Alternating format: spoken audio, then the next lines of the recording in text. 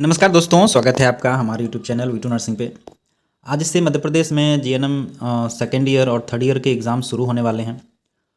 First shift में जो है थर्ड ईयर का एग्ज़ाम था, सब्जेक्ट था उनका मिडवाइफरी और गायनकोलॉजी।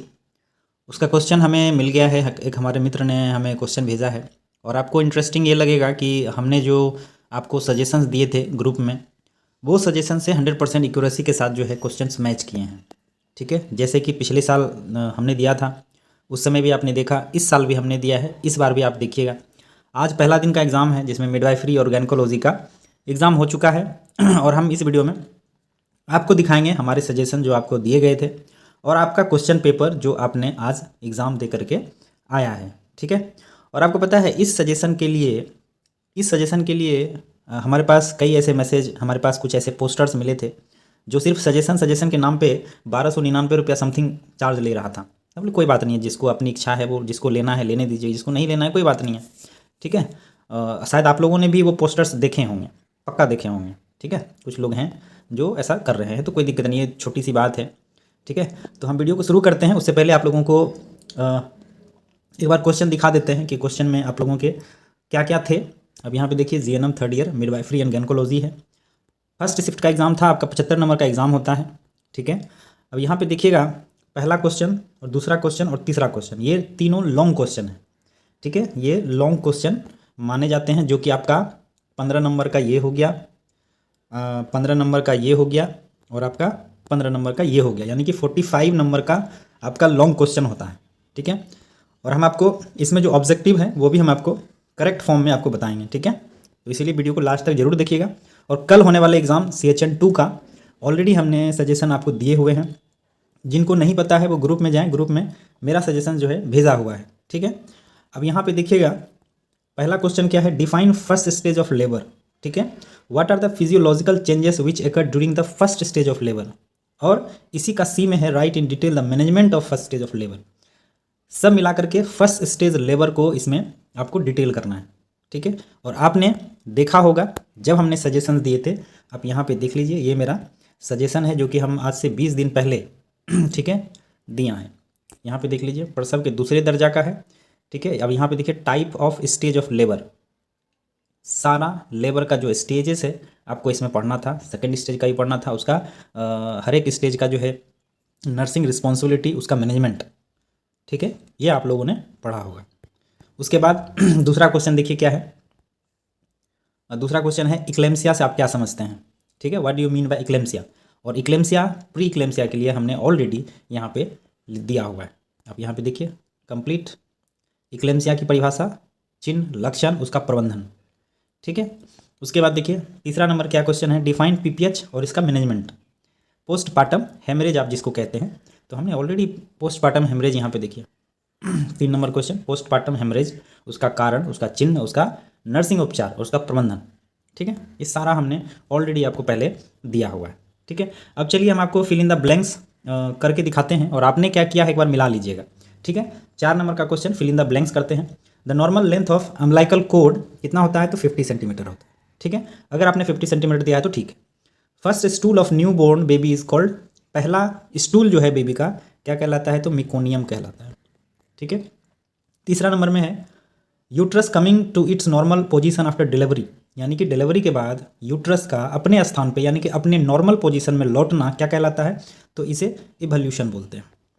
क्या बोलते हैं, इवोल्यूशन बोलते हैं। ठीक है, 4 नंबर में देखिए, the first foetal movement felt by mother is known as, pregnancy में माँ के द्वारा पहला बच्चा का मूवमेंट जो होता है, फील करना, क्या कहलाता है, तो वो क्या कहलाता है, आपका क्विकनिंग कहलाता है। अगर आपने क्विकनिंग लिखा है तो राइट आंसर है। ठीक है, amniotic fluid more than 1500 ml is called, हालांकि देखिए ये जो पूछा है कंडीशन, हालांकि आंसर तो पॉलीहाइड्रोमनियोस होगा। ठीक है, पॉलीहाइड्रोमनियोस होगा, लेकिन आप जब आगे पढ़िएगा तो ये 2000 ml से ऊपर जब जाता है तो पॉलीहाइड्रोमनियोस कहलाता है। ठीक है, हालांकि यहाँ 1500 है तो ठीक है, पॉलीहाइड्रोमनियोस इसका राइट आंसर हो जाएगा। अगर 700 ml से 200 ml से अगर जो कम होगा तो वो जो है ओलिगोहाइड्रोमनियोस कहलाता है, और 1500 से ऊपर जाएगा तो पॉलीहाइड्रोमनियोस। ठीक है, तो आपने मिला लिया सारा, आप एक बार रिपीट करके मिला लीजिएगा। ठीक है, उसके बाद अगला 5 नंबर में है, match the flowing, match the flowing एक बार मिला लीजिएगा। MMR क्या है, तो MMR जो है आपका मैटरनल मोर्टेलिटी रेट है। ठीक है, पार्टोग्राफ क्या करता है, तो यह जो है फीटस और मदर का जो डिलीवरी के समय उसके जो मूवमेंट होते हैं, उसका जो इंडक्शन ऑफ लेबर होता है उसको नोट किया जाता है। वह जो है क्या कहलाता है आपका फीटल एंड मदर कंडीशन।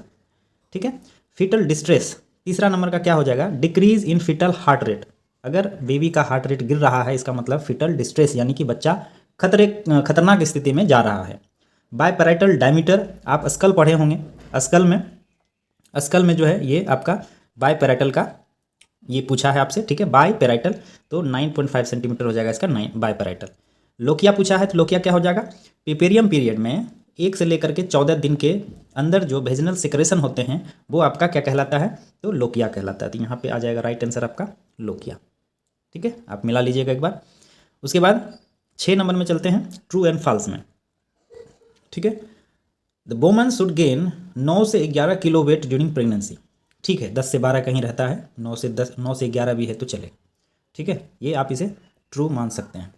ठीक है, the normal fetal heart rate is 80 to 120 पर मिनट, ये फॉल्स है क्योंकि फीटल हार्ट रेट 140 से लेकर के 160 या 180 के आसपास कहीं कहीं होता है।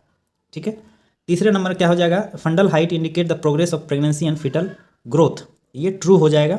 ठीक है, क्योंकि जैसे जैसे आपका एब्डोमेन प्रेगनेंसी में बढ़ता है उससे पता चलता है कि आपका फीटल ग्रोथ हो रहा है और आपका प्रोग्रेस ऑफ प्रेगनेंसी जारी है।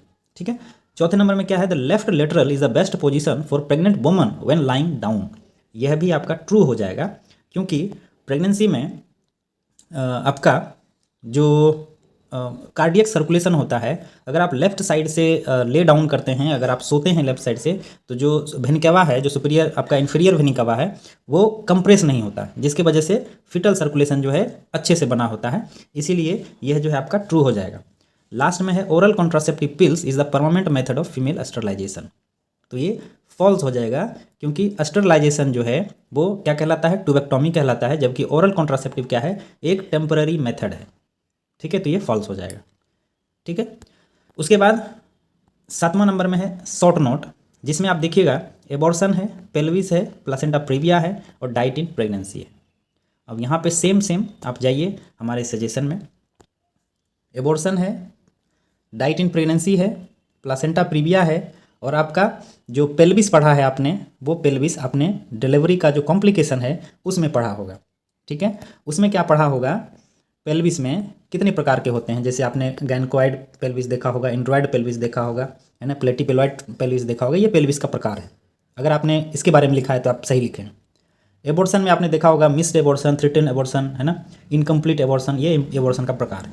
प्लासेंटा प्रीविया आप जानते हैं जो यूट्रस का बॉल होता है, अगर प्लासेंटा सर्विक्स के साइड में आकर के अपना इम्प्लांट करता है तो वो प्लासेंटा प्रीविया कहलाता है। इसके प्रकार होते हैं। ठीक है, कंप्लीट प्लासेंटा प्रीविया होता है, मार्जिनल होता है, सेगमेंटल होता है ना, ये सारा आपने लिखा होगा। डाइट इन प्रेगनेंसी में आप जानते होंगे जो नॉर्मल हम लोग का जो इनटेक होता है डाइट का, कैल्शियम का, प्रोटीन का, वो अलग होता है, जबकि प्रेगनेंसी में उसकी जो मात्रा है वो बढ़ जाती है। प्रोटीन का हुआ, कैल्शियम का हुआ, है ना, मिनरल्स का हुआ, ये सारे बढ़ जाते हैं। इसीलिए आपने इसके बारे में शायद लिखा होगा। ठीक है, तो ये आपका क्वेश्चन था जो कि मिडवाइफरी एंड गायनेकोलॉजी का था। ये आपको क्वेश्चन कैसा लगा, हमारा सजेशन कैसा लगा, एक बार हमें कमेंट करके जरूर बताइएगा।